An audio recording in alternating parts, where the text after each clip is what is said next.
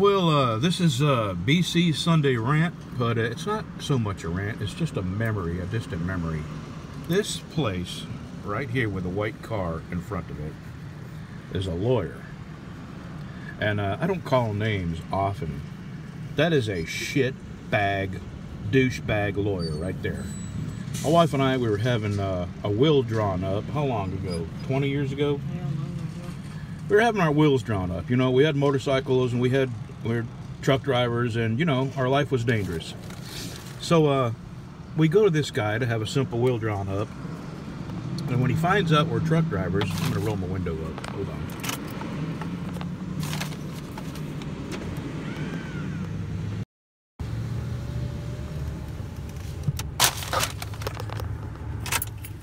Finds out we're truck drivers, so he starts asking us questions about a case he's working on. And it turns out, here's what happened. A lady was moving, and she had a pickup truck with furniture on it, and a sheet had come off her furniture. So she pulled over in the emergency lane, and she gets out of her truck, and she runs across the interstate to get this sheet. Well, the interstate is full of traffic, including a truck driver. The truck driver purposely gives his life up, and by that I mean he drove off the interstate into the median to avoid running over this lady. And I mean, when you make that decision, when a truck driver makes that decision, and believe me, every truck driver has thought about this, what they would do in a case like this. And when you make the decision to go off the highway to avoid hitting somebody else, you are, for all intents and purposes, voluntarily giving up your life to save somebody else's. So he drives off into the median, and of course he tips over, and now the truck is completely beyond his control, and the truck somehow makes its way back up onto the interstate on its side and hits the lady that he was trying to avoid. The lady's on the interstate now, in the lane. I mean, she's not somewhere where he's not supposed to be. He's doing what he's supposed to be, where he's supposed to be doing it. So this guy has a lawsuit against the truck driver who has lived, and I guarantee you is completely tore up and will never be the same about having done his best to avoid taking a life and somebody dying, you know, anyway. And this guy is asking us questions, and I'm saying, well, the guy, you know, he volunteered to give his life up to avoid hitting that lady. And he said, well, she had to go get the sheet. It posed a threat for the traffic. And my wife and I said, and a lady running around on the interstate didn't? You think the greater risk is a sheet over a person running around on the interstate?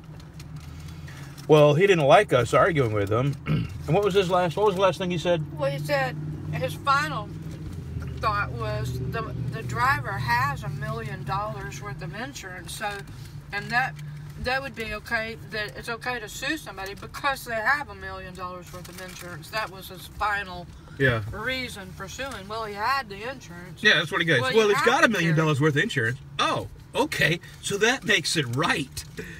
All trucks on the road carry $1 million worth of insurance. Yeah, minimum. We had far more than that, but $1 million insurance was minimum. But that doesn't make it okay to sue them. Right. When it's clearly wasn't his fault. Clearly was not his fault, and he did everything humanly possible to avoid hitting a person running around on the interstate where they're not even supposed to be. Anyway, that's a memory. To say, we didn't get our wills drawn. Yeah, we left. We said a few unpleasant things. I'm pretty sure I called him a douchebag, and well, what should have been the clue is when we walked in. Here's the clue. I'm going to let my wife tell this. When I walked in the door, the secretary's desk was right when you walked in the door, and behind her was his office, and on the walls were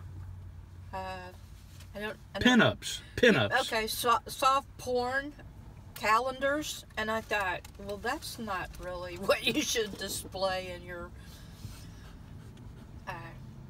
office when you're... I thought that was very odd. That should have been a clue. I should have turned around and walked back out the door. Not very professional, I should say. Yeah. Well, we're just sitting here. I'd gone to get a lawnmower, and the guy decided he didn't want to sell it to me, which is fine and dandy. I don't have a problem with that, but he didn't let me know. He let me drive all the way over to his house with my trailer, an hour's drive over there, and I decided he didn't want to sell it to me. So anyway, on the way home, we stopped and got us a Griffs burger, one of the best burgers in Bossier City, and fries, and we have 3 happy dogs because they all got a little bit. They're all getting a fry now. You got a little bit? You look at these 3 faces. And they all know it's their turn. They all take their turns, like Sunny, Crazy, and then Lucy. And now Breezy's going to choke. And Griff Burger has been there since I was a kid, since I was... Right. And since you're 35, that was just...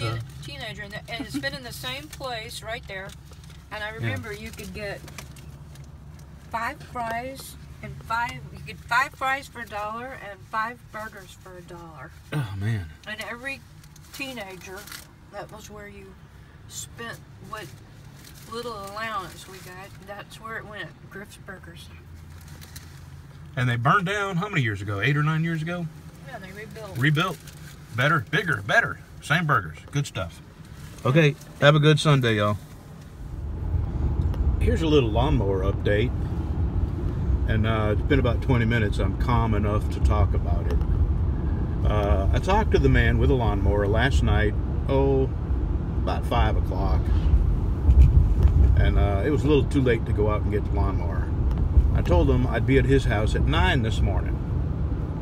So last night I went ahead and hooked up to my trailer and checked the lights, checked tires like I always do before I leave. And this morning I got up, went over to his house, and backed up his driveway with my trailer. He's standing out there with his garage door open. I see the lawnmower. And I get out, and I notice he's got a strange look on his face. So I say good morning, and he says, well, I hope you ain't mad, but I decided to keep that lawnmower. I said, well, you know, I'm not mad. You got that right. It's your lawnmower. But it certainly would have been nice if you had called me. I drove an hour out here. Now I got to drive an hour home. You know, that's not too cool, man. He goes, yeah, probably should have done that. So I'm not going home. I'm going to Wascom to put some furniture together for Bev, and then fix her gate, and then go home. Yeah, what a SOB. What a rotten thing to do. Yeah, I don't care if you decided to keep it. That's not a problem. But, you know, making me drive 2 hours to find that out. Anyway, can't win them all, right? There's more lawnmowers out there to buy. I just thought I'd give you an update since yesterday I told you I was going after it, and I would show it to you when I got it. Alright, later, y'all. Here's an addendum to the lawnmower story. I had to make myself stop thinking it because it's just so weird. I can't figure it out. Well, I got home. Just show you my babies. There's 1 baby, there's 2 babies. Hello, baby. Go back to sleep. Oh, I done woke up the kiss machine. So I get home after a day out and about, and I look back on the app called Let Go, and the guy that let me drive all the way over to his house an hour with my trailer, only to tell me that he had changed his mind, and then drive an hour back. And like I said, I think I said this in the earlier clip, I had no problem with the guy changing his mind. He has that right. There was no money exchanged. We made a deal on the price. I said I'll be there at 9 with my trailer. So he had all night and all morning to send me a text, make a phone call, say, hey, I changed my mind.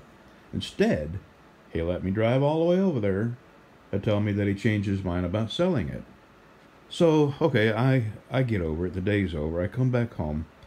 I mean, I probably look at the app called Let Go and Craigslist 4 or 5 times a day, because that's what I do. You know, I buy broke stuff, fix it, and sell it. And you got to be right on top of it, you know, because other people will... Let me turn this light off. Because there's lots of other people that are doing the same thing I'm doing. Buying broke stuff and putting it on Craigslist, fixing it up, putting it back online for sale. So anyway, I get home. And I open up the Let Go app.